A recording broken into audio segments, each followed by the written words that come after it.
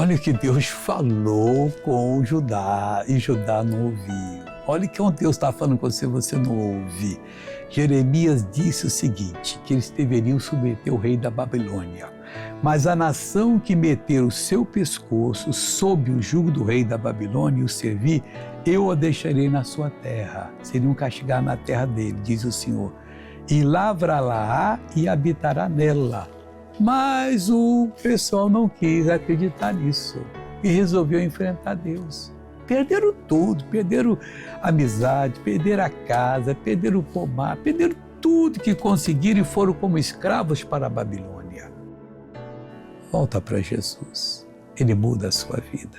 Vamos orar agora, Pai, que todos voltem, sejam fiéis a Ti, que as igrejas recebam essas pessoas de novo e que cresçam na Tua graça. Mal sai dessa vida, em nome de Jesus.